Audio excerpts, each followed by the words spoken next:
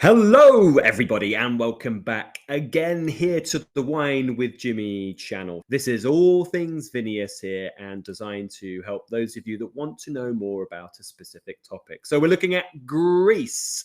If you are going, you want to learn a bit more about the country, the wines, of course, look no further. If you are studying your wine, this is very useful as it follows the WSET Diploma and more on top. So we're going to be looking at the introduction to Greece in this series, and it's split into these 7 videos. The previous video and this video is available as free content, but anything that follows, that's part 3 to 7, available only on my e-learning portal. You'll find more information about that at winewithjimmy.com. So yes, let's start looking at the climatic side of Greece. First of all, let's have a look at its location. You'll see here is a longitude and latitudinal map that highlights Greece, which is kind of this array of different multicolors on this map.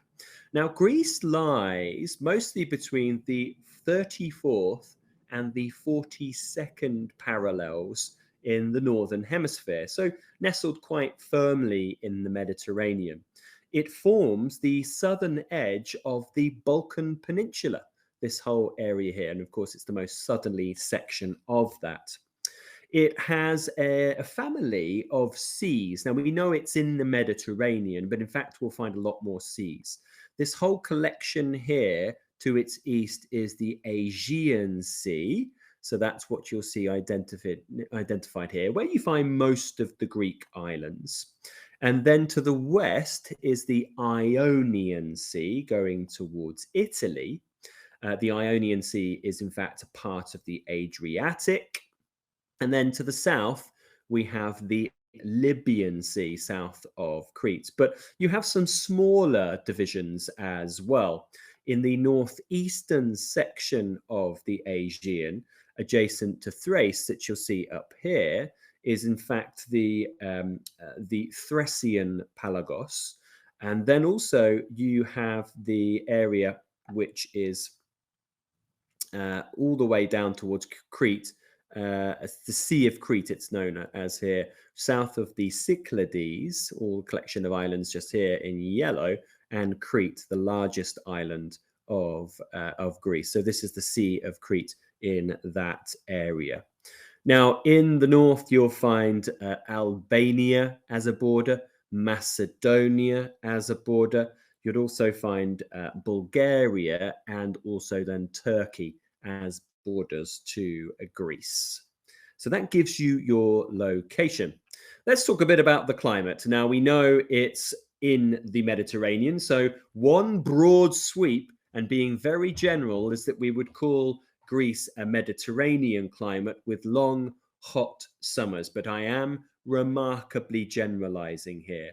You'd find temperatures quite typically over 30 degrees Celsius. That's 86 degrees Fahrenheit and higher.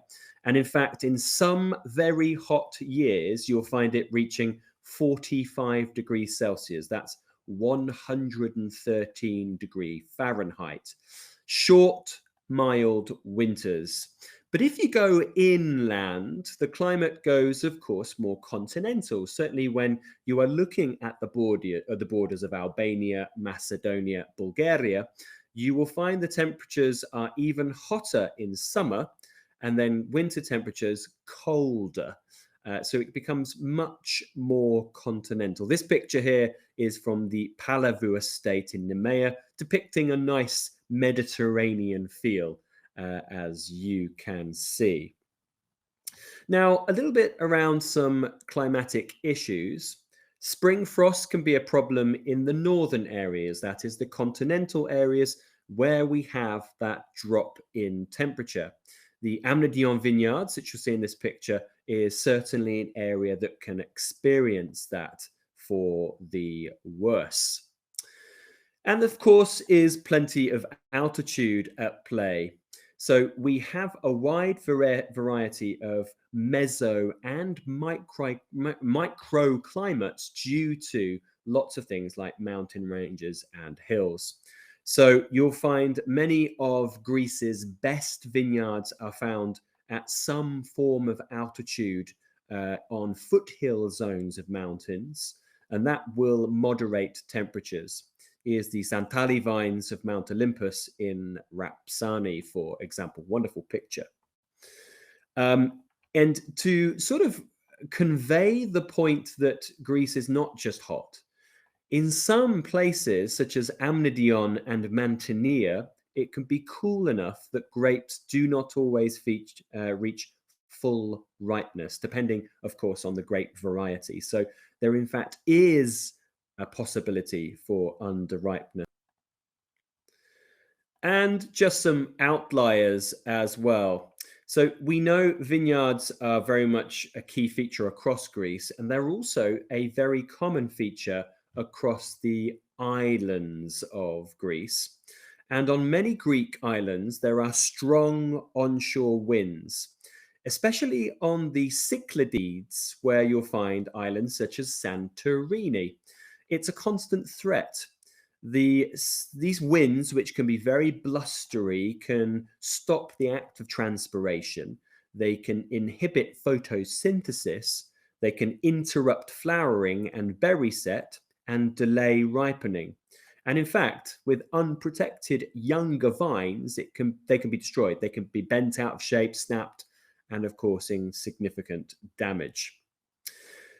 These winds are also quite dry, so they increase the amount of water stress as well. Here is a protective measure in play on the island, the volcanic island of Santorini, to protect against those winds. You'll see many different formats of protecting these vines, including the training system itself.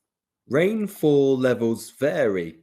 Santorini is exceptionally dry, but the averages in most other wine producing regions are somewhere around 400 to 700 millimeters per year.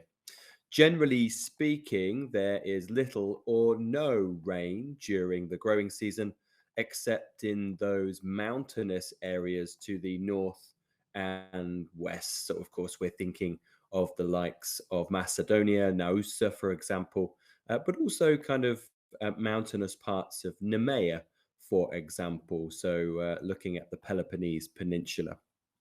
Water stress is therefore a common issue, and irrigation is often essential, where, of course, the water resources are available. Now, most of the soils of Greece, in both the mountains and the islands, are primarily composed of calcareous based soils, so limestone and then sandstone sedimentary rocks. The only significant difference is in the northern boundaries, so of course connecting to Europe, where igneous rock assumes the greater importance, of course, with the quite distinct domination of mountain ranges in that area. Now, apart from on the more fertile plains, the soils across Greece tend to be low in fertility. The notable exceptions are those plains, the three main plains, where the soils are deeper, more fertile, and have a higher proportion of clay. The areas also that are closer to the seas have a richer and mainly alluvial type soil, while some of the islands, of course, the most famous being Santorini, are volcanic, which are also remarkably very low in nutrients. Santorini, it's a very thin topsoil, virtually void of nutrients. Greek farmers usually kept their fertile soils for much more lucrative or demanding crops, leaving the less fertile land for olives and vines. So, whilst this means that yields have traditionally been low, many Greek vineyards have ended up on soils that are now considered ideal for the production of high quality and characterful wine. Now, in 2018, there were 106,000 hectares of vines, but only Around 61,000 of those were for wine production. The other 50,000 or so, or just below, were table grapes and grapes for drying. Vineyards tend to be very small, averaging only zero point 0.5 hectares, and many growers still sell their grapes to larger producers or, of course, to all important cooperatives. And they can also, if they wish, just sell locally to a tourism influenced area. Many of the vineyards are tiny, as we know. They're often tricky to harvest and to look after, so many are tended to by hand. And grape growing, I've got a picture of some rather interestingly wild vines here. Greek viticulture is a mixture of this, like tradition, but also modern techniques.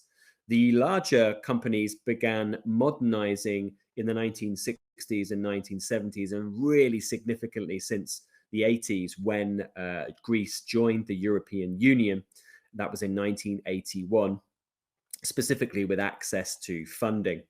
Many of the new breed of producers studied viticulture and gained experience in other parts of the world.